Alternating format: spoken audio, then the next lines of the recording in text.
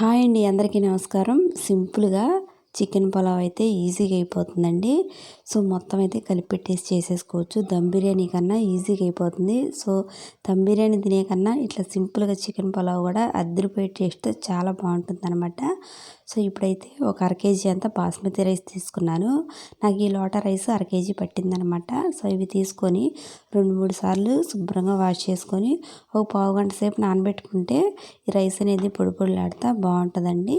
So నేనైతే ఒక పావు గంట సేపు నానబెట్టాను అనమాట. సో పొయ్యి మీద అయితే ప్యాన్ పెట్టేసేసి కొద్దిగా బటర్ వేస్తున్నాను. సో బటర్ ఫ్లేవర్ కూడా ఈ పులావ్కి చాలా బాగుంటుంది. ఈ బటర్ లైట్గా కరిగిన తర్వాత ఇప్పుడు కాస్తంత ఆయిల్ కూడా వేస్తున్నానండి. సో మొత్తం బటర్తోనే చేసుకోవచ్చు, కానీ ఆయిల్ కూడా వేసుకుంటే బాగుంటుంది. సో కొద్దిగంత ఆయిల్ వేసి ఆయిల్ కూడా కొద్దిగంత వేడెక్కిన తర్వాత సన్నగా కట్ చేసిన ఉల్లిపాయ ముక్కలు అయితే వేసుకుంటున్నాను. సో ఉల్లిపాయ ముక్కలు కూడా లైట్గా ఫ్రై చేసుకోవాలి, బాగా ఎర్రగా ఏం అవసరం లేదండి. సో పచ్చివాసన పోయిందాకైతే ఫ్రై చేసుకోవాలి. కొన్ని పచ్చిమిరపకాయ ముక్కలు కూడా వేసుకొని లైట్గా అయితే ఫ్రై చేసుకుంటే సరిపోతుందన్నమాట. ఇందులోకి పలావ్ ఆకులు, ఇంకా చెక్క లవంగాయలు ఇవన్నీ అయితే వేసుకోవాలి. సో వేసుకొని ఒకసారి ఇవి కూడా ఫ్రై చేసుకుంటే సరిపోతుంది. సో అంతా కూడా లైట్గా ఫ్రై అయితే చాలండి. కొద్దిగా అల్లం వెల్లుల్లి పేస్ట్ అయితే వేస్తున్నాను. కొద్దిగా కొబ్బరి పొడి కూడా ఉందండి ఇందులో. సో లైట్గా అయితే ఉందన్నమాట. సో ఇవి కూడా వేసి ఒకసారి మొత్తం కూడా బాగా కలుపుకుంటే సరిపోతుంది.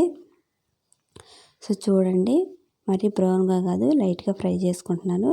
ఇందులోకి ఉడికించుకున్న చికెన్ ముక్కలు అయితే ఇందులో వేస్తున్నానండి. సో ఆల్రెడీ ముందులే ఉడికించేసాను అనమాట చికెన్ ముక్కలు. సో ఈ ఉడికించిన చికెన్ ముక్కల్ని ఇందులో వేసి మొత్తం ఒకసారి బాగా అయితే కలిపేసుకోవాలి. ఈ మసాలా అంతా ముక్కకు బాగా పట్టి కొద్దిసేపు మీడియం ఫ్లేమ్లో ఇట్లా ఫ్రై చేసుకుంటే సరిపోతుందనమాట. ఇందులోకి తగినంత సాల్ట్ కూడా వేసి కొద్దిగంత ఆయిల్ నాకు తక్కువ అనిపించిందండి, కొద్దిగంత ఆయిల్ అయితే వేస్తున్నాను. వేసి మొత్తం కూడా ఒకసారి బాగా అయితే ఫ్రై చేసుకోవాలి. ఇందులోకి కాస్తంత కారం వేస్తున్నాను. కారం కూడా వేసి ఒకసారి మొత్తం అయితే బాగా కలుపుకోవాలన్నమాట. సో సింపుల్గా అయిపోతుంది, టేస్టీగాను చాలా బాగుంటుందండి. సో ఇప్పుడు ఇందులోకి కొద్దిగంతా ఒక 2 స్పూన్లంతా పెరుగు వేస్తున్నాను. పెరుగు వేసి మొత్తం ఒకసారి అయితే బాగా కలుపుకోవాలి. సో నేను కొద్దిగా చేస్తున్నాను కాబట్టి నేను అన్నీ కొద్దిగా తీసుకుంటున్నానండి. సో సింపుల్గానే అయిపోతుంది. కొద్దిగా పెరుగు వేసి మొత్తం ఒకసారి బాగా కలుపుకొని కొద్దిగా ఫ్రై అయిన తర్వాత కొత్తిమీర అయితే కొద్దిగా వేసి ఒకసారి మొత్తం కూడా కలుపుకోవాలన్నమాట. చూడండి, కొత్తిమీర కొద్దిగా వేసి మొత్తం కలిపేసుకొని ఈ చికెన్ ముక్కలు కూడా బాగా ఫ్రై అయినాయండి. ఇందులో కాస్తంత గరం మసాలా పొడి వేస్తున్నాను. వేసి ఒకసారి మొత్తం కూడా బాగా కలిపేసుకోవాలి. తక్కువ మసాలాలతో చేస్తున్నానండి, సింపుల్గా అయిపోతుంది, టేస్ట్ కూడా అంతే బాగుంటుందన్నమాట. సో ఇప్పుడు కాస్త ధనియాల పొడి వేస్తున్నాను. వేసి మళ్ళీ ఇంకోసారి మొత్తం కూడా బాగా కలిపేసుకుంటే సరిపోతుంది. ఇంక ఇట్లా ఫ్రై చేసుకోవచ్చండి. సో చూడండి, చికెన్ ముక్కలంతా కూడా మసాలాలకు బట్టి మంచి స్మెల్ అయితే వస్తుందన్నమాట. ఇందులోకి కాస్తంత వాటర్ అయితే కలుపుతున్నాను. నేను ఒక లోటా తీసుకున్నాను కదా, లోటాన్నర నీళ్ళు అయితే వేసుకుంటున్నానండి. వేసి వెంటనే బియ్యం కూడా వేసేసుకోవచ్చు. సో మనకి ఇదేం తెరలని అవసరం లేదు. నీళ్ళు వేసిన వెంటనే నానబెట్టుకున్న బాస్మతి రైస్ ఉన్నాయి కదండి, అవి కూడా మొత్తం వేసేస్తున్నాను అనమాట.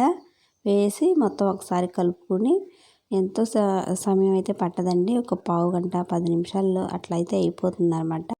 ఈ బాస్మతి రైస్ మొత్తం ఇందులో వేసేసుకొని ఒకసారి మొత్తం కలిపేసుకుంటే సరిపోతుంది. సో చాలా బాగుంటుందండి, సింపుల్గా అయిపోతుంది, టేస్టీగాని చాలా బాగుంటుంది. ఈ రైస్ వేసిన వెంటనే ఒకసారి గంటతో మొత్తం ఇట్లా కలిపేసుకోవాలి. సో కలిపేసుకొని మూత పెట్టి ఉడికించేసుకోవటమేనండి. సింపుల్గా అయిపోతుంది, చాలా టేస్టీగా ఉంటుందండి. సో చూడండి, మూత పెట్టి నేను కొద్దిసేపు అయితే ఇట్లా ఉడికించుకుంటున్నాను. సో మధ్యలో ఒకసారి మూత తీసి మళ్ళీ ఒకసారి మొత్తం కూడా కలిపేసుకుంటున్నానండి. సో ఇదంతా అయితే ఒక దగ్గరకు వచ్చేస్తుంది అనమాట.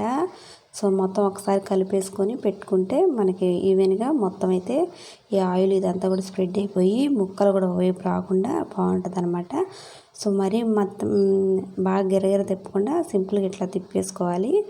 సో చూడండి, మొత్తం ఒకసారి కలిపేసుకొని ఆల్రెడీ ఒక 70% అట్లయితే ఉడికిపోయిందనమాట. సో మూత పెట్టి మగ్గించుకోవడం. ఇప్పుడు ఒకసారి కలిపేసుకొని మూత పెట్టిన తర్వాత చూడండి, లైట్గా అయితే దగ్గర పడింది, కొద్దిగా నీరు ఉంది.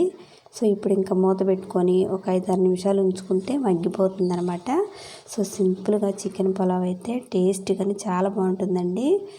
సో సింపుల్గా అయిపోతుంది, ఈజీగా కూడా చేసుకోవచ్చు, వెంటనే అప్పటికప్పుడు చేసుకోవచ్చండి మనకి తినాలనిపిస్తే. సో చూడండి, లాస్ట్లో కొద్దిగా అంతా బటర్ వేస్తున్నాను. సో బాగుంటుందండి బటర్ ఫ్లేవర్ కూడా. సో నెయ్యి కూడా వేసుకోవచ్చు దాని బదులు. నేనైతే బటర్ అవైలబుల్గా ఉందని చెప్పి కొద్దిగా బటర్ వేసాను పైన. వేసి మళ్ళీ మూత పెట్టి 2 నిమిషాలు అట్లయితే ఉంచానమాట. ఫైనల్గా కాస్తంత కొత్తిమీర అయితే వేస్తున్నాను.